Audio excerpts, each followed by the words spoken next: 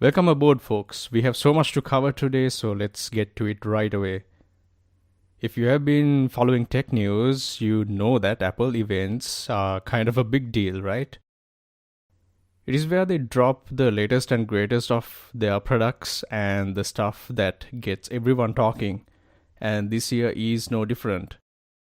I mean, they are known for their innovation, but this time I'm going to share with you guys my personal opinion and really dig in to see if they have truly outdone themselves or not.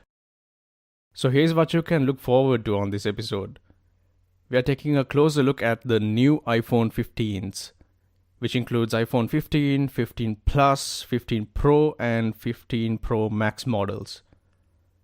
And Apple announced the second generation of AirPods Pro with some new improvements and features. Also, Apple Watch Series 9 has been introduced. Today, we are going to mainly focus on the latest iPhone only. So whether you are a die-hard Apple fan or just curious about the latest tech, stick around. Because by the end of this episode, you will be up to speed on everything that went down at the Apple event 2023. I'm Rushen and you are listening to the Tech Files. Let's dive in.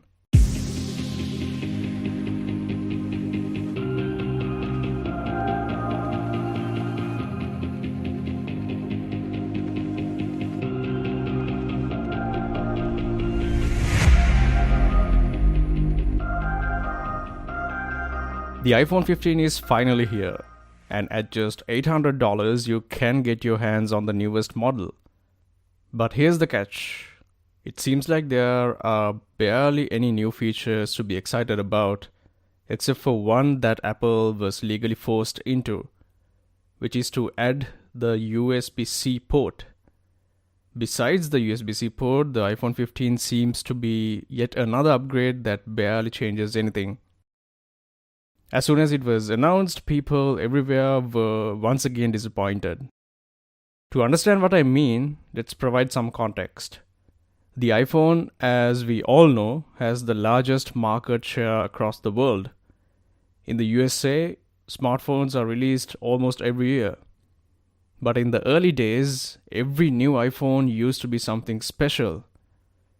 Do you remember when Steve Jobs introduced the first iPhone? It was a revolutionary phone, which probably took many innovative contributions. But as time progressed, Apple seemed to shift its focus from innovation to simply boosting sales. The new iPhone 15 is pretty much the same, just like every other year. It has another camera upgrade, a new dynamic island, previously exclusive to premium iPhone 14 models, of course, and OLED Super Retina screen compatible with Dolby Vision content. Let's take a look at the fun color options for iPhone 15 models. Apple has never been shy about offering a palette of choices to suit your style. This time around, you have got 5 stunning new colors to pick from for the iPhone 15 and 15 Plus.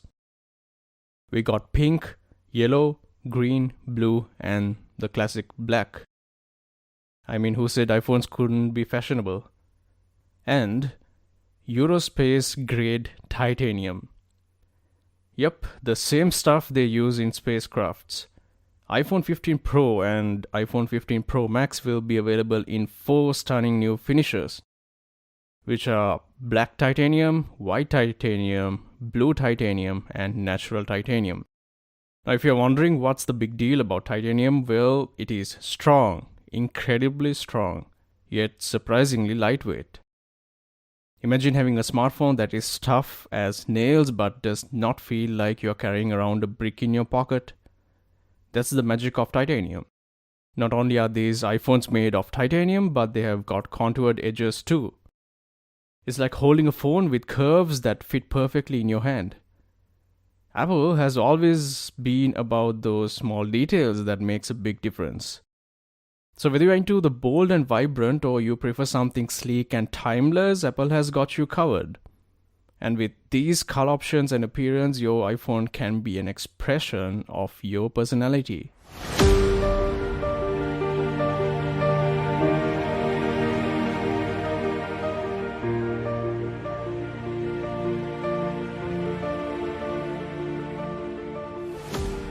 So here's the deal with the camera system on these new iPhones.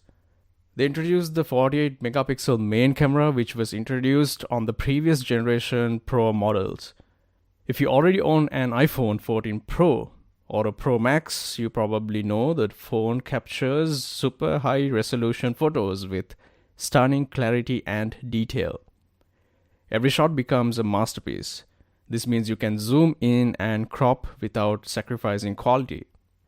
Apple has taken portrait mode to the next level. It is not just about blurring the background anymore. They have improved portraits with sharper detail and more vivid colors. The best part is you don't have to switch to portrait mode anymore. Whether there's a person, a furry friend, or anything else in the frame, the iPhone 15 automatically captures depth information. So you can turn any photo into a stunning portrait later. Now let's talk about low light photography, because let's face it, life does not always happen in perfect lighting. Apple has seriously leveled up the night mode game thanks to something called the photonic engine. The improvements to night mode mean you will get sharper details and more vibrant colors even in dimly lit situations. Those nighttime cityscapes and cozy indoor shots will look amazing on the new iPhone 15. You can adjust the focus point after you have taken the shot, giving you more creative freedom too. Okay, so let's shift our focus to the 15 Pro and 15 Pro Max cameras. The main camera is again 48 megapixels. It offers multiple focal lengths, 24mm, 28mm and 35mm. So you can switch it up depending on what you are shooting. The Smart HDR has been supercharged and the results will have brighter highlights, richer midtones and deeper shadows. Apple introduced a new telephoto camera exclusively on the iPhone 15 Pro Max. This little powerhouse has a 5x optical zoom at 120mm. So if you are into close-ups, wildlife photography or just capturing the action from afar, this camera's got your back. It has an innovative tetraprism design and it's got both optical image stabilization and autofocus 3D sensor shift module, which means if you have shaky hands, you have nothing to worry anymore. It is the most advanced stabilization system yet. iPhone 15 cameras allows you to record in 4K at 60 frames per second with HDR. It's like having a Hollywood-grade camera, if I'm being honest. The new Dynamic Island allows a way to interact with your device with important alerts and live activities seamlessly integrated. Imagine seeing your next turn in maps or controlling your music with ease. It even integrates with third-party apps to keep you updated on food deliveries, ride shares, sports scores, and so much more. Apple has included a new chip and the action button on the new iPhone 15. That is it. That's pretty much everything you are going to get from the iPhone 15. The question is, was that really what die-hard Apple fans were hoping for? It appears not. Apple seems to be banking more on the iPhone 15 Pro and the 15 Pro Max, boasting they have the best cameras in Apple's history with the periscope zoom lens, bumping the optical zoom from 3 times to 5 times, all for the extra price of a total of $1,200. But once you cut through the marketing noise, you quickly realize that once again, there's nothing truly groundbreaking about the 15 Pro Max. Reports indicate that more than 250 million iPhones have not been upgraded in the last 4 years. That means more and more people are desperate to change their smartphones and switch to a newer experience. Apple CEO Tim Cook believes that the iPhone 15 line will be the legendary series that will break Apple's sales records. But why? You see, when top-heavy companies like Apple hold so much influence over the US economy, bad news drops can erase billions in values. in just a matter of minutes. After the last couple of weeks, the economy still looks like a house of cards. Are we overreacting, or is there a deeper issue at play here? Next, we are going to take a closer look at the iPhone 15 saga. Do stick around.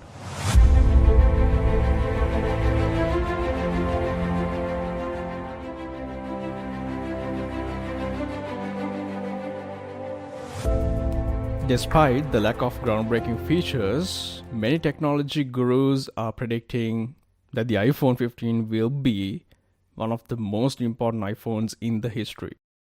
But when you actually look at it, the iPhone 15 is not revolutionary or legendary. It's just more of the same compared to the previous generation. The look of the iPhone 15 is strikingly similar to the iPhone 14. Apple seems to have stopped innovating long time ago, and now they are more focused on finding new ways to sell a product that some might argue is the usual. But why do people keep blaming and end up buying the latest iPhone anyway?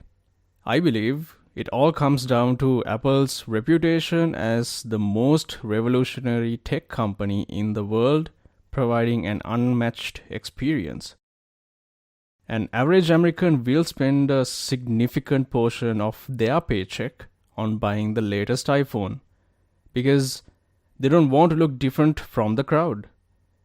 The fear of missing out is the number one driving factor in modern marketing, and Apple excels at instilling it in people.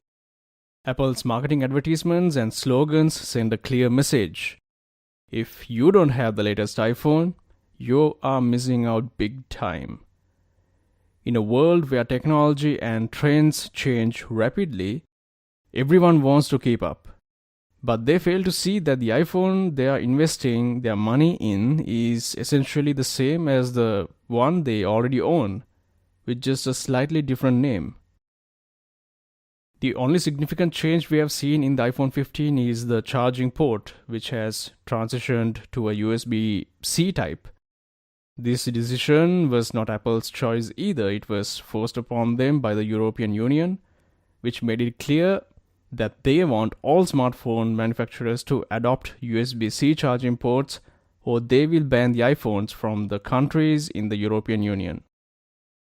Just imagine half of the world suddenly stop using iPhones. That would be the loss Apple will have to bear if they release the new iPhone 15 with the same Thunderbolt port. So Apple abide the rules and played the safe game right in time. But that is not the end of the story. In 2023, the European Union passed a proposition that every smartphone must have removable batteries by 2027, including, yes, you guessed it right, the iPhone. This decision was a significant blow to Apple, as they have always been against removable batteries since iPhone 1. Apple has consistently opted for designs that prioritize slimness and aesthetics over user-replaceable components, which I personally think was innovative.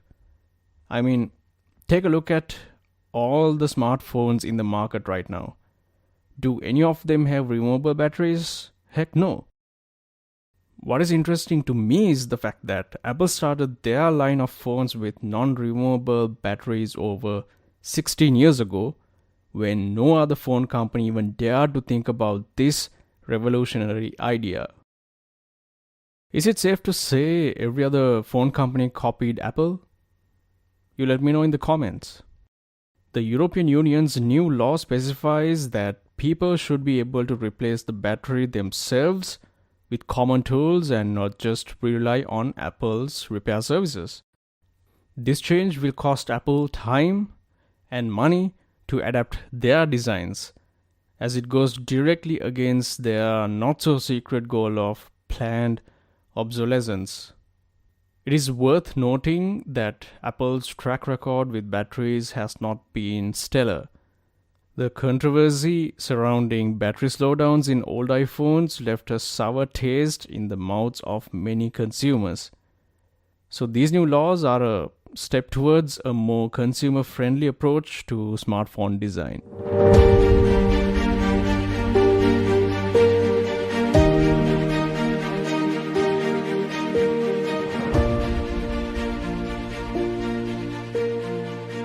Let's not be too quick to praise Apple for their environmental efforts. While they have announced that iPhones will start using 100% recycled cobalt batteries after a decade, it is worth noting that this move is more about economics than genuine concern for the environment. Cobalt is a critical component of modern phone batteries. There is a twist though. Cobalt has a dark side.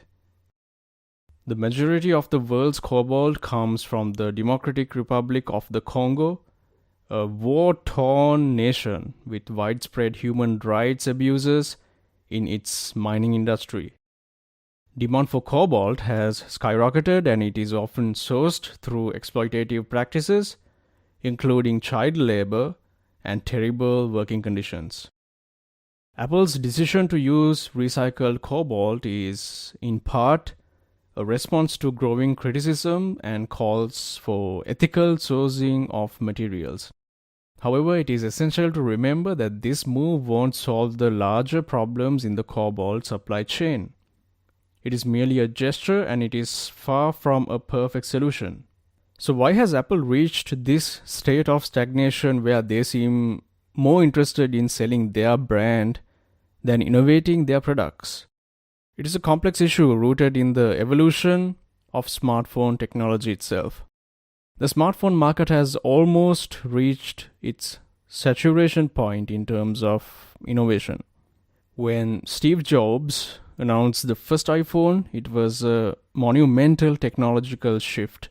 Smartphones evolved rapidly in the following years, with Apple leading the way. Progress starts to slow down after a couple of years in the making. Like they say, everything good must come to an end.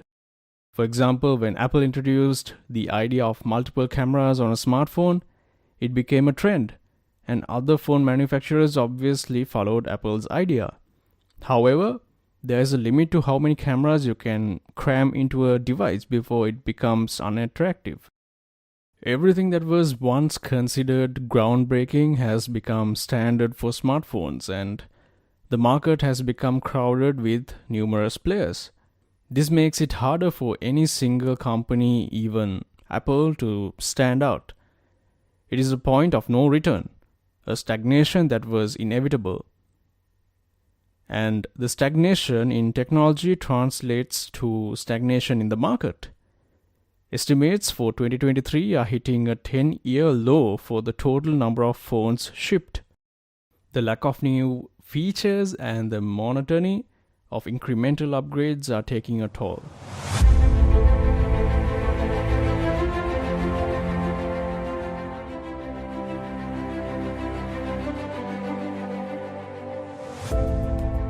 So, what is next for Apple?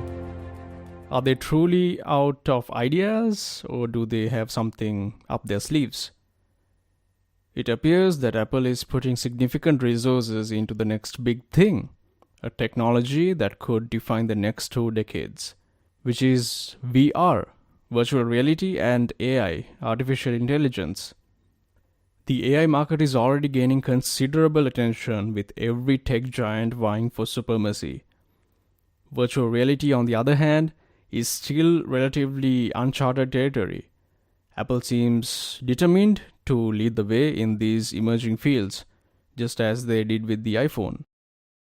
But the question remains, can Apple reinvent itself once again and capture the world's imagination? Or will they remain stuck in a cycle of incremental upgrades and marketing prowess? Only time will tell. But one thing is for sure. The era of the iPhone, as we have known it, is slowly fading away, and a new wave of technology is on the horizon. That is a wrap for today's episode. If you have questions, thoughts, or ideas for topics you would like us to cover, please do let us know. Reach out to us on Twitter or join our Discord community. Links will be in the description. The Tech Files is all about building an amazing community of like-minded people, and we want you to be a part of it. So do connect with us. If you're enjoying what you are hearing, hit that subscribe button and leave a rating on your podcast player or YouTube. It is the best way to show your support for the show, and it helps others discover the Tech Files, and it lets us know what you love and what we can improve on. If you subscribe, you won't miss our future episodes. We have got more exciting episodes coming up, so stay tuned. Thanks for tuning in, and thank you in advance for your support, engagement, and enthusiasm. I'll catch you in the next episode. Until then, take care of yourself and take care of each other. Peace.